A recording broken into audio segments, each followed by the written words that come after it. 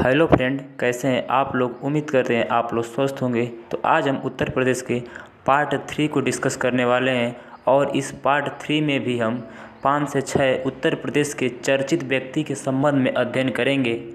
तो आइए सबसे पहले लेते हैं मोतीलाल नेहरू जी को।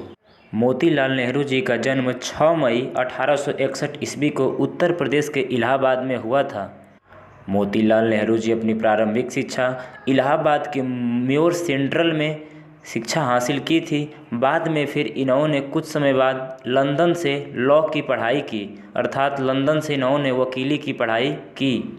इन्होंने स्वतंत्र भारत के लिए अपने परिवार तक को दांव पे लगा दिया था, क्योंकि यह इलाहाबाद के स्वराज भवन में रहते थे और इस स्वराज भवन को कांग्रेस दल को दान कर दिए। बाद में फिर यह अपना एक नया घर बनाए जिसका नाम रखे थे आनंद भवन और अंत में आनंद भवन को भी दान कर दिए। 1919 ईस्वी में मोतीलाल नेहरू जी कांग्रेस के अध्यक्ष बने। तत्पश्चात 1923 ईस्वी में मोतीलाल नेहरू और CR दास, चिदम्बरम दास में दोनों लोग मिलकर स्वराज पार्टी की स्थापना किए। कुछ समय बाद 1928 ईस्वी में कलकत्ता अधिवेशन के अध्यक्ष बने। अंततः मोतीलाल नेहरू जी की मृत्यु 6 फरवरी 1931 ईस्वी को हो गई। अब अगला उत्तर प्रदेश का प्रसिद्ध महिला बेगम हजरत महल। यह अवध के अंतिम नवाब वाजिद अली शाह की पत्नी थी। अंग्रेजों ने वाजिद अली शाह को कलकत्ता के जेल में पकड़ कर रखा था। 1857 की क्रांति में बेगम हजरत महल अवध का नेतृत्व की थी और अंग्रेज़ों से जीतने के बाद बेगम हजरत महल अपने पुत्र वीर जीस कादिर को अवध का नवाब बना दिया। अब उत्तर प्रदेश की अगली प्रसिद्ध महिला अजीजन बेगम। अजीजन बेगम का जन्म लखनऊ में हुआ था और यह कानपुर में नृत्यांगन का काम करती थी, अर्थात नाचने का कार्य करती थी।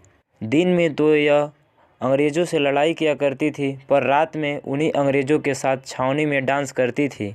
जब 1857 की क्रांति में कानपुर के लिए नाना साहब के सहयोग में लड़ रही थी तो अंग्रेज़ों के द्वारा पकड़ ली गई और जब पकड़ ली गई तो भारत के क्रांतिकारियों का पता पूछने के बाद जब यह भारतीय क्रांतिकारियों का पता न बताई तो इनकी हत्या कर दी गई।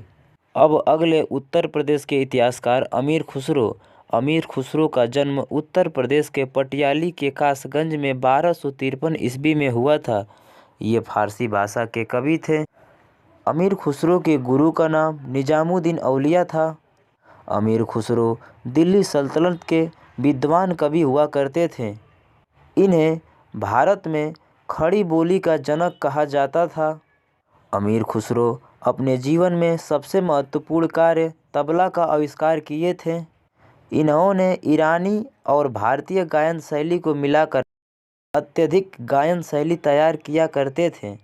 अमीर खुसरो अपने आप को तोताए हिंद मानते थे। अंततः अमीर खुसरो 1253 ईस्वी से 1325 ईस्वी के दौरान कुल 8 सुल्तानों का शासन काल देखे थे। अगले उत्तर प्रदेश के प्रसिद्ध इतिहासकार टोडरमल। टोडरमल का जन्म उत्तर प्रदेश के सीतापुर में हुआ था। टोडरमल पहले शेर शाह सूरी की सेवा करते थे, परंतु यह अकबर के भी बहुत करीबी थे। इसी कारण अकबर के यह दीवान हुआ करते थे, जिन्हें आज की भाषा में वृत्त मंत्री कहते हैं। अकबर के 3 कवि बहुत करीबी हुआ करते थे, जैसे टोडरमल, अबुल फजल और शेख फैजी। अब अगले प्रसिद्ध इतिहासकार अबुल फजल। अबुल फजल जी का जन्म उत्तर प्रदेश के आगरा में 1550 ईस्वी में हुआ था। इनके पिता का नाम शेख मुबारक था और यह अनेक भाषा के विद्वान थे, जैसे तुर्की, फारसी, उर्दू, हिंदी, संस्कृत, अरबी। इन सभी प्रसिद्ध भाषाओं में यह विद्वान कवि थे। अबुल फजल का सबसे महत्वपूर्ण रचना अकबरनामा और आईन-ए-अकबरी थी। अंततः अबुल फजल की मृत्यु वीर सिंह बुंदेला द्वारा 52 साल की उम्र में 1602 ईस्वी में की गई थी। अब अगले प्रसिद्ध इतिहासकार शेख फैजी।